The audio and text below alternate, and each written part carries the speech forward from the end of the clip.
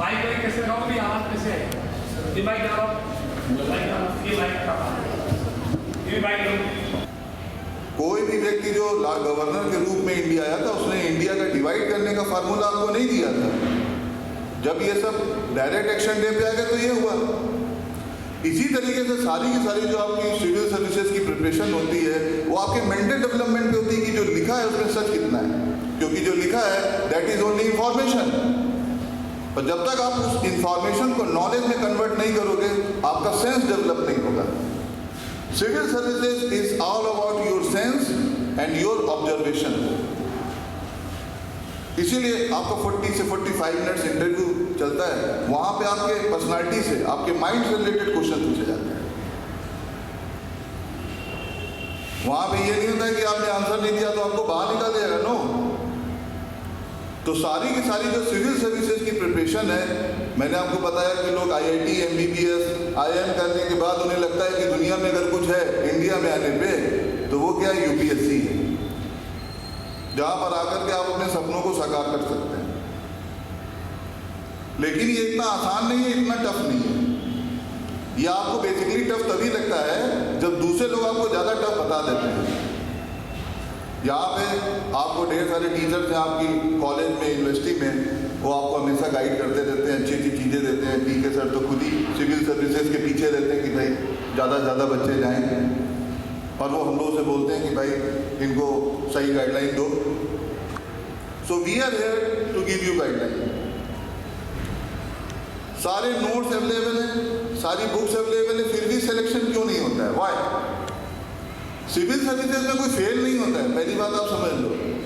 जो था ना फेल हो गए कि पास हो गए, वहाँ पे मेरिट सिस्टम है, नंबर ऑफ सीट्स जो है कितनी है और आप कितने मार्क्स पाते हैं, वहाँ फेल कोई नहीं होता है। वहाँ पे 33% सभी लोग पा लेते हैं, यानी कि वहाँ पे फेल और पास का क्राइटेरिया नहीं है। क्राइटेरिया है कि whether you are fit for civil services और not, and you are fit it means you are mentally fit और नॉट।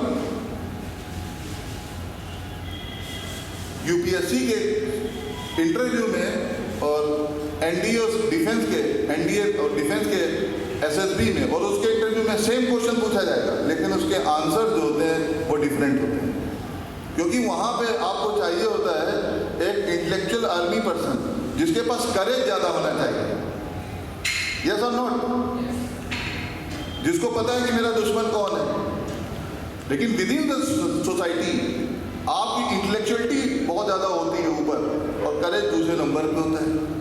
यानी डिफरेंट सिचुएशन के हिसाब से एक सिविल सर्वेंट अपनी पर्सनालिटी में से कोई ना कोई करेज, इंटेलेक्चुअलिटी, सर्विस, प्रोड्यूस सेक्टर, कोई ना कोई एक सेक्टर निकाल के आपको दे देता है। फिर मैंने आपको पूछा कि भाई आपका राजा, आप लोग पॉलिटिकल साइंस पढ़े, इतने सारे स्टूडेंट्स हैं, कि आपकी लाइफ में राजा शब्द आप बचपन से सुनते आ रहे हो। आप लोग तो राजा एक है, किंग एक है, सुल्तान एक है, बादशाह अलग है। ऐसा नहीं है, राजा अलग है, किंग अलग है, सुल्तान अलग है, बादशाह अलग है। राजा शब्द कहाँ से आ गया भाई? अपने हिसाब से जो भी वैदिक फेथ में जो वर्ड यूज होते थे उसी का डेवलपमेंट आगे जाकर के हुआ है। लेकिन जब आप बुक्स पढ़ते हो तो बुक्स में एज इंफॉर्मेशन पढ़ते हो, because you have to gain your marks, maximum marks. बस सिविल सर्विसेज में आपको मार्क्स नहीं लेने, मार्क्स के साथ साथ आपको सामने वाले व्यक्ति को मेंटली उसको जीतना है कि हमारे पास वो पावर है कि हम अपना एडमिनिस्ट्रेशन रन करा सकते हैं। तो राजा शब्द कैसे आता है? वैदिक काल में कबीले को क्या बोलते थे? Could anybody tell me? जन इंग्लिश में बोलेंगे तो जना। वैदिक काल में कबीले को बोलते थे जन। और कबीला इंपॉर्टेंट क्यों है पता है? इतना आसान नहीं, क्योंकि जो जमीन अवेलेबल है, बहुत सारी जमीन है, उसका कोई मालिक नहीं है, कोई ऑनर नहीं, तो कबीला जो है जमीन पे कब्जा कर लेता था।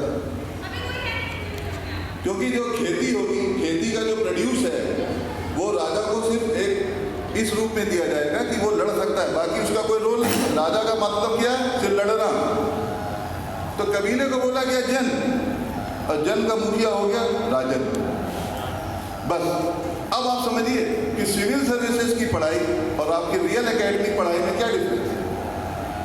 यहाँ पे आपको डेवलपमेंट देखना है। सिविल सर्विसेज का मेन मतलब है development. whether it is related with your mind, related with your state, related with your nation, और किसी भी हिसाब से आप देखें तो जो आप नॉर्मल जो बोलते हैं किसान मजदूर, ये जब आप किसान शब्द सुनते हैं नॉर्मली, जब आप एकेडमिक्स में होते हैं तो आपके मन में किसान के लिए कौन सी इमेज बनती है सबसे पहले? कि एक व्यक्ति है, व्यक्ति मतलब अ मैन, जिसके पास हल है, बैल है, यस और नॉट। लेकिन अगर आप सिविल सर्विसेज के पॉइंट ऑफ व्यू से देखते हैं तो किसान क्या है? मेल भी है, फीमेल भी है और बच्चे भी हैं।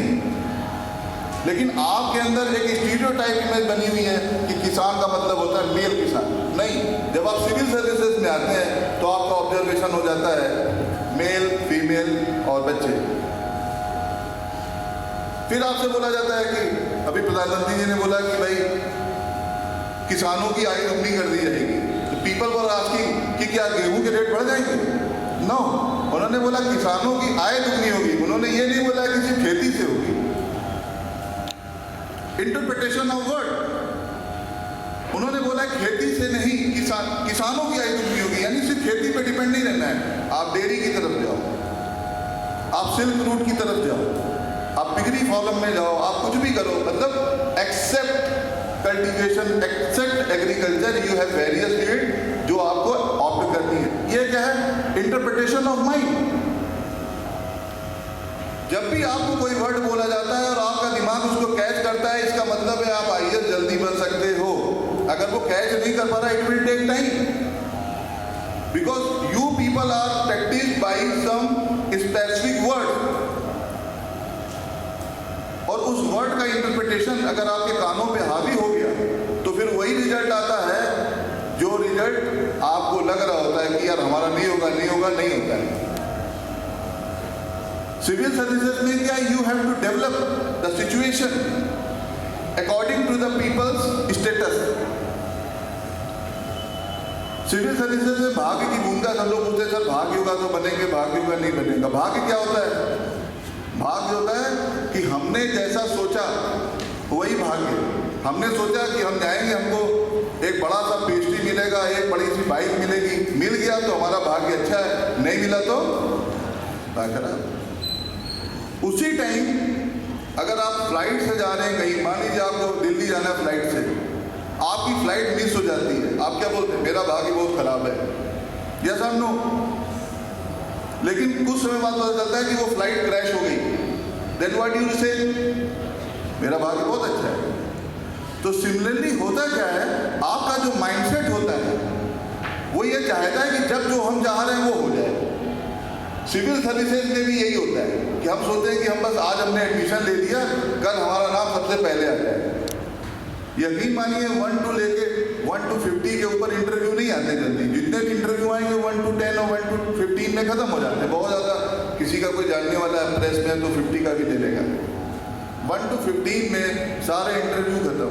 You know only number 1 person जो भी कहीं पे टॉप कर रहा है, सिर्फ आप उसका नाम जानना चाहते हैं। इसके अलावा सेकंड कौन आता है आपको मतलब नहीं। और जब आप पहले व्यक्ति को देख लेते हैं कि इसने यूपीएससी टॉप किया है, फिर आप जानना चाहते हैं ये बुक्स कौन सी पढ़ रहा था, ये कौन सी कोचिंग कर रहा था, ये कहाँ पे पढ़ता था, ये उल्टा लटक के पढ़ता था, सीधा पढ़ता था। उसमें से कुछ लोग अपनी अपनी परिभाषाएं बना लेते हैं कि रात में पढ़ना चाहिए, दिन में पढ़ना चाहिए। ऐसा कुछ नहीं। अगर सिर्फ पढ़ाई से सिलेक्शन होता तो किताब बेचने वाला सबसे पहले सिलेक्ट हो जाता है। यहाँ पे आपको सोचना है, you have to observe, you have to think before you take any decision, before you take any word. इसीलिए हिंदी जब आप पढ़ते हैं, इंग्लिश जब आप पढ़ते हैं तो आप क्या पढ़ते हैं? सिनोनिम्स, अनेकार्थी। आपसे बोला जाता है मुझे खाना खाना है, अगर आप इसके इंटरप्रिटेशन पे जाएंगे, खाना माने ईट, खाना माने ईट या खाना माने फूड, तो अब क्या हो जाएगा? I have to eat? No, क्योंकि इंटरप्रिटेशन ही सही नहीं बैठ रहा है। तो civil services is all about the interpretation of mind. आप अपने दिमाग को किस तरीके से ट्रेन करके चल रहे हैं। एक सिचुएशन है, एक आदमी के पास 8,000 की सेना है, एक आदमी के पास 26,000 की सेना है। आप मुझे बता सकते हैं इसमें कौन जीतेगा?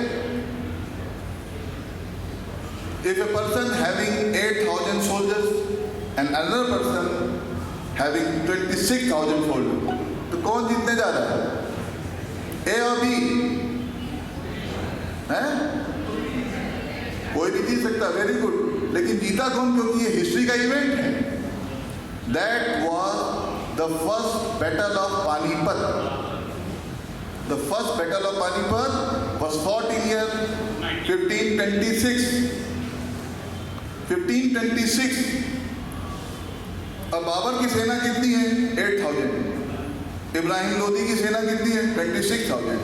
तो जितने निराशावादी लोग हैं वो तो पहले आत्महत्या कर लेंगे, हम तो मारे जाएंगे भाई, उनके पास 26,000 है, हमारे पास तो 8,000 है, हमको नहीं लड़ना. ये कौन लोग हैं जो भीड़ देख के डिसाइड करते हैं कि हमको क्या डिसीजन लेना है? तो जब आप भीड़ देख के डिसाइड करेंगे, और सिविल सर्वेंट यूनिक होता है, सिविल सर्वेंट भीड़ का हिस्सा नहीं है, सिविल सर्वेंट यूनिक पर्सनालिटी है. तो तब आपको पता चलता है कि आप 8,000 सैनिकों से भी 26,000 के सैनिकों को हरा सकते हैं. Then you got to know कि आपने हराया था. आज आपके ऊपर वही चीज हावी रहती है जो आपके उस परिवेश में, उस एटमॉस्फेयर में आपको दिखती है.